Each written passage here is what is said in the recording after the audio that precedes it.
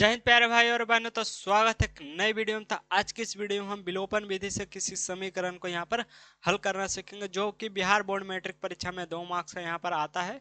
तो इस वीडियो को अंत तक जरूर देखिएगा। इस वीडियो को देखने के बाद आपको कोई भी वीडियो देखने की आवश्यकता यहाँ पर नहीं पड़ेगी। विलोपन विधि से रिलेटेड आपको जितने भी प्रश्न आएंगे यहाँ पर आपको सॉल्व हो जाएगा। तो चलिए क्वेश्चन बनाने से पहले हम नियम को समझेंगे, क्योंकि नियम बहुत ही जरूरी होता है। बिना नियम के आप किसी भी प्रश्न को बनाइएगा तो आपको अच्छी तरीके से नहीं बनेगा। विलोपन विधि का नियम क्या कहता है? हमारा पहला पॉइंट है कि विलोपन विधि में किसी एक पद को हमें विलुप्त या खत्म करना पड़ता है। तो विलोपन विधि में क्या होता है, किसी एक पद को यानी कि एक्स तथा पाई दोनों में से किसी एक पद को हमें चुनना है, उसके बाद उसको खत्म करना है। पहले किसी एक पद को बराबर करना पड़ता है। खत्म करने के लिए सबसे पहले क्या करेंगे, किसी एक पद को यहाँ पर बराबर करेंगे, या तो एक्स को या तो वाई को, दोनों में से किसी एक को हम यहाँ पर बराबर करेंगे। और उसके बाद क्या करना, बराबर करने के लिए किसी पद में अचर पद में गुना करना होगा, यानी कि कोई भी पद पकड़ना है उसमें अचर वाले में रहेगा उसको बराबर करना है। जब भी हम गुना करेंगे तो किस में करेंगे, अचर पद में, यानी कि 1 2 3 4 5 में जो भी अंक वाले रहेंगे उसको हमें उसमें गुना करके बराबर करना है। उसके बाद क्या है, समान चिन्ह को घटाना है। यहाँ पर देखिए समान चिन्ह को माइनस माइनस यानी कि दोनों समान चिन्ह रहेगा तो यहाँ पर दोनों को घटाना है। यदि विपरीत चिन्ह रहेगा, नेक्स्ट पॉइंट क्या है हमारा, विपरीत चिन्ह को जोड़ना है। विपरीत चिन्ह को हमें हमेशा जोड़ना है। यहाँ पर वो वाले कॉन्सेप्ट नहीं लग रहे हैं कि प्लस प्लस प्लस होगा, माइनस माइनस माइनस होगा। आप सोच रहे होंगे कि यहाँ पर प्लस प्लस प्लस होना चाहिए, पर यहाँ पर माइनस कैसे हो गया। तो वो वाले नियम यहाँ पर नहीं लग रहे हैं। यहाँ पर विलोपन विधि में हो रहा कि बस विलोपन विधि में आपको याद रखना स्टेप, पहला स्टेप किसी एक पद को पकड़ना है, या तो x या तो y को, उसके बाद उसको बराबर करना है। बराबर करने के लिए अचर पद में हम गुना करेंगे, उसके बाद जो सेम चिन्ह रहेगा यानी कि समान चिन्ह रहेगा तो हमें घटाना है, अगर विपरीत चिन्ह रहेगा तो हमें जोड़ना है यहाँ पर। तो चलिए हम क्वेश्चन की ओर बढ़ते हैं ताकि आपको और अच्छे से क्लियर हो जाए। यहाँ पर देखिए पहला क्वेश्चन आता है हमारा, समीकरण निकाय 3x माइनस 5y-4 बराबर 0 तथा 9x बराबर 2y-7 का विलोपन विधि से हल करें, जो कि 2019 में बिहार बोर्ड में आया था। तो चलिए इसको किस प्रकार से सॉल्व करेंगे, हमें जो भी समीकरण दिया रहेगा उसको व्यवस्थित करेंगे, यानी कि अच्छे तरीके से उसको लिखेंगे। तो यहाँ पर देखिए 3x माइनस 5y बराबर, यहाँ पर देखिए बराबर करेंगे, इधर माइनस है तो उधर जाएगा तो यहाँ पर +4, यहाँ पर क्या आ जाएगा +4। उसके बाद क्या करेंगे, 9x लिखेंगे। उसके बाद देखिए ये प्लस में है, इधर आएगा तो -2y बराबर हो जाएगा कितना हमारा 7। जैसे भी समीकरण अगर इधर उधर रहेगा तो उसको व्यवस्थित तरीके से आपको लिखना होगा, यानी कि जो चर यानी कि एक पद अंक वाले को एक पद, यानी कि इस फॉर्मेट में लिखना। हम आपको बता देते हैं a1x plus b1y plus c1, यानी कि जो भी x y के फॉर्मेट में रहेगा उसको एक साइड, और जो भी अंक वाले रहेंगे उसको एक साइड आपको लिखना है। तो चलिए इसको हम फिर समीकरण 1 मानेंगे, इसको समीकरण 2 मानेंगे। अब देखिए हमें दोनों में से चुनना है, या तो हमें x को खत्म करना है या तो y को यहाँ पर खत्म करना है। तो किसको आसान रहेगा खत्म करना, तो हम हमारे हिसाब से आसान होता है x को खत्म करना इस प्रश्न में। क्यों, क्योंकि देखिए इधर 9 है, अगर 3 में क्या हम ऐसा संख्या से गुना करेंगे कि 9 हो जाए, तो 3 3 जा 9 होता है, यानी कि 3 तिहाई 9 होता है। तो यहाँ पर 9 इधर से पहले से ही है, और इसमें 3 से गुना कर देंगे तो ये दोनों बराबर हो जाएगा। यानी कि कहने का अर्थ मेरा सिर्फ इतना हुआ कि आपको जो भी दोनों में से किसी एक को पकड़ना है, या तो आप चाहे तो y को भी पकड़ सकते हैं, आप चाहे तो x को, ये आप पे डिपेंड कर है। यदि हम यहाँ पर y को बराबर करेंगे तो यहाँ पर y को भी बराबर कर सकते हैं आसानी से, कोई दिक्कत नहीं होगा। तो हम इस प्रश्न में हम x को बराबर करेंगे, नेक्स्ट जो हमारा प्रश्न आएगा उसमें हम y को बराबर करते हैं। तो चलिए इसको हम गुना करेंगे 3 से, इसको गुना करने की आवश्यकता नहीं इसीलिए हम 1 से।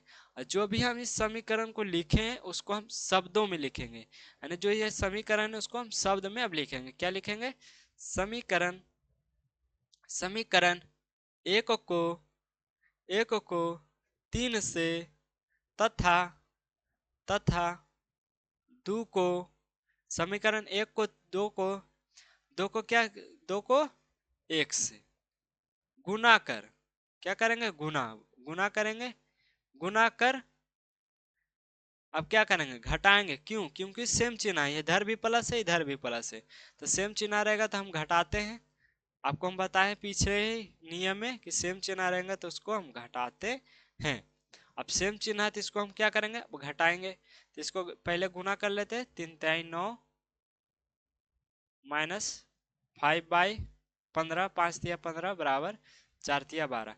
आपको खास ध्यान यहाँ पर रखना है कि हमें सभी में गुना करना है, सिर्फ 3 में नहीं, 5 4, क्योंकि हम समीकरण 1 में गुना किए। यहाँ पर देखिए समीकरण 1 को जब हम समीकरण 1 को करें तो पूरा टर्म हमारा पर समीकरण 1 हुआ, इसलिए हमें पूरा का पूरा समीकरण में गुना करना होगा। इसको हम गुना किए, उसके बाद हम क्या करेंगे इसको 1 से गुना करेंगे तो बात उतना ही लिखा जाएगा, 2 बाई बराबर हो जाएगा 7।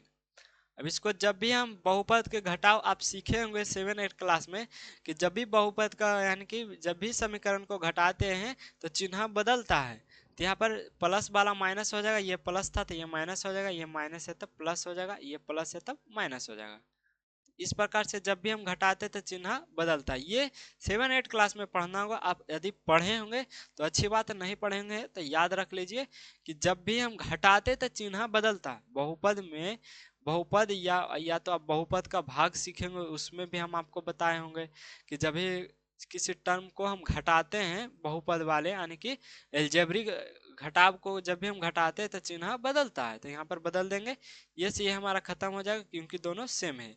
प्लस माइनस माइनस यहाँ पर वो प्लस माइनस माइनस वाला कॉन्सेप्ट लगे, यहाँ पर विलोपन विधि वाला कॉन्सेप्ट नहीं लग रहा है, तो प्लस माइनस माइनस करेंगे तो 15 में से यहाँ पर 2 को घटाएंगे, यानी कि 2 में से 15 को घटाएंगे तो यहाँ पर हो जाएगा माइनस का 13/।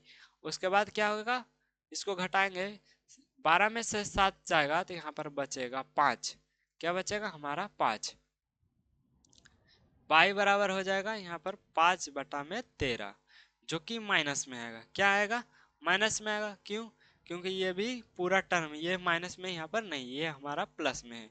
तो बाई का मान अब हम रखेंगे समीकरण 1, चाहे आप 2 में किसी में भी रख सकते हैं। तो चलिए हम यहाँ पर लिखेंगे बाई का मान समीकरण 1 में, आप चाहे तो 2 में भी रख सकते हैं, कोई दिक्कत नहीं है। 2 में रखने पर यहाँ पर 2 में रखते हैं, 1 में हम रखते हैं 3x माइनस 5, बाई की जगह पर रखेंगे कितना -5/13 बराबर में 4, क्या हो जाएगा 3x माइनस, यहाँ पर माइनस माइनस क्या हो जाएगा प्लस, 5×5=25/13 बराबर हो जाएगा 4। चलिए हम नेक्स्ट पेज में इसी को लिखते हैं, यानी कि ये प्लस है तो उधर चला जाएगा माइनस, तो नेक्स्ट पेज में हम लेते हैं इसको, तो यहाँ पर क्या हो जाएगा हमारा, यहाँ देखिए 3x को इधर ही रहने देते हैं, 3x को इधर ही रहने देते हैं बराबर 4 माइनस 4 माइनस ये प्लस में उधर जाएगा तो माइनस में, तो क्या हो जाएगा 25/13, 3x लिखेंगे, एलसीएम लेंगे, आपको एलसीएम तो आता ही होगा क्योंकि ये बेसिक से 3 या 4 क्लास में सिखाया जाता है। आप 10वीं के क्लास में हो तो हम यहाँ पर भिन्न के जोड़ का नियम आपको नहीं समझाएंगे, फिर भी हम आपको बता देते हैं एलसीएम लेना है, और उसके बाद यहाँ हो जाएगा 13 चौक 52 माइनस हो जाएगा 25, क्योंकि एलसीएम बेसिक सा चीज़ है। आप 10th क्लास में आ गए तो यदि हम एलसीएम बताने बैठेंगे तो इस वाले कॉन्सेप्ट को कैसे बता पाएंगे। तो यहाँ पर घटाएंगे, 12 में यहाँ पर 5 जाएगा तो यहाँ पर 7 बचेगा, और यहाँ पर 4 में से 2 जाएगा, यहाँ पर 2 बचेगा, यहाँ पर 13, और यहाँ पर गुना है तो इधर आएगा भागा में, तो x बराबर हो जाएगा 27, 13 गुना में 3 काटेंगे 9 तिया 27, यहाँ पर x बराबर आ गया 9/13, x बराबर क्या आ गया 9/13, y बराबर हमारा आ गया था -5/13, 13 ही आया था, पीछे देख लेते हैं जी, -5/13, यहाँ पर लिख देंगे, यहाँ पर लिख देते हैं अतः x बराबर 9/13 और y बराबर -5/13। आई होप आपको इस क्वेश्चन में समझ में आ गया होगा। फिर भी नहीं समझ में आया था, नेक्स्ट क्वेश्चन की ओर बढ़ते हैं। दूसरा क्वेश्चन जो कि 2021 में आया था, देख लीजिए। इस समीकरण को हम सॉल्व करना सीखेंगे। अब इस बार आप ध्यान से देखिएगा, आपको पूरा सॉल्व आ जाएगा। आपको बेसिक्स कैलकुलेशन आना चाहिए। इधर माइनस गया तो इधर प्लस, ये सब बेसिक कैलकुलेशन है, 3 या 4 क्लास में पढ़ाया जाता है। फिर भी आप 10 क्लास में यदि आपको नहीं आ रहा तो आपको बेसिक्स मजबूत करने का बहुत ही ज़रूरत है। इसके लिए आप यूट्यूब पर बहुत सारा टीचर है जो बच्चे को पढ़ाते हैं, छोटे वाले यानी कि नीचे क्लास वाले को से कॉन्सेप्ट, बेसिक कॉन्सेप्ट आप देख सकते हैं। तो देखिए यहाँ पर लिखेंगे जो भी समीकरण रहेगा 6 + 5y, क्योंकि बेसिक्स बहुत जरूरी होता है, बिना बेसिक्स के यहाँ पर आप आगे नहीं बढ़ सकते हैं।